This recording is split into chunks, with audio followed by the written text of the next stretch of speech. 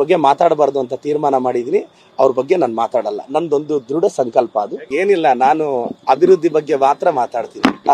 ನನ್ನ ಈಕ್ವಲೆಂಟ್ ಅವ್ರ ಬಗ್ಗೆ ಮಾತಾಡಬೇಕು ಅಂತ ನನ್ನ ಅಭಿಪ್ರಾಯ. ನನಗೆ ಆರ್ ಅಶೋಕ್ ಅವರು, ಯತ್ನಾಳ್ ಅವರು, CT ರವಿ ಅವರು ನಾನು ಈಕ್ವಲೆಂಟ್ ಅಂತ ಭಾವಿಸಿದ್ದೀನಿ. ಅಂದ್ರೆ ನಾನು ಆ ಲೆವೆಲ್ ಪೊಲಿಟಿಕಲ್ ಮೆಚುರಿಟಿ ಅಂತ ನನ್ನ ಅಭಿಪ್ರಾಯ.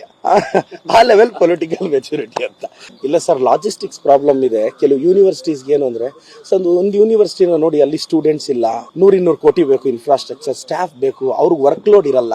ಈಗ ನೀವು 1.5 lakh 2 lakh UGC scale salary ಕೊಟ್ಟು ಆ ಟೀಚರ್ಗೆ ಒಂದು ಸೆಕ್ಷನ್ ನೀವು ಹಾಕಕ್ಕೆ ಇಲ್ಲ ಅಂದ್ರೆ ಅದು ಸರ್ಕಾರಕ್ಕೆ ಹೊರೆ ಅಂತಷ್ಟೇ ಸರ್. ಈಗ ಅಶೋಕ್ ಅವರು ಮನೆಯಿಂದ ತಂದೇನು ಖರ್ಚು ಮಾಡಲ್ಲ, ನಾವು ನಮ್ಮ ಮನೆಯಿಂದನೂ ಖರ್ಚು ಮಾಡಲ್ಲ. ಸರ್ಕಾರದ ಬೊಕ್ಕಸಕ್ಕೆ ಲಾಸ್ ಆಗ್ದಂಗೆ ನೋಡ್ಕೊಳ್ಳೋದೇ ನಮ್ಮ ಜನಪ್ರತಿನಿಧಿಗಳ ಕರ್ತವ್ಯ.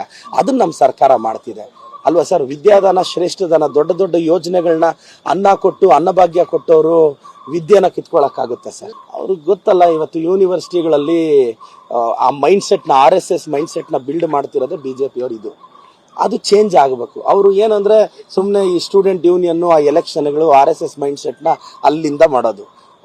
ಭಾಳಷ್ಟು ಜನ ಇದ್ದಾರೆ ಅಲ್ಲಿ, ಮಾತುಗಾರರು ಭಾಳಷ್ಟು ಜನ ಇದ್ದಾರೆ ಕೆಲವರು. ಅವರು ಆ ಉದ್ದೇಶಕ್ಕೆ ಮಾಡಿದ್ದಾರೆ ಅಷ್ಟೇ. ಇಲ್ಲ, ನನಗೇನು ಗೊತ್ತಿಲ್ಲ. ನಮ್ಮ ಮುಖ್ಯಮಂತ್ರಿಗಳು, ಉಪಮುಖ್ಯಮಂತ್ರಿಗಳು, ನಮ್ಮ ತಂಡ, ನಮ್ಮ ಇನ್ ದ ಸೆನ್ಸ್ ನಮ್ಮ ಕಾಂಗ್ರೆಸ್ ಏನು ತೀರ್ಮಾನ ತಗೊಳುತ್ತೋ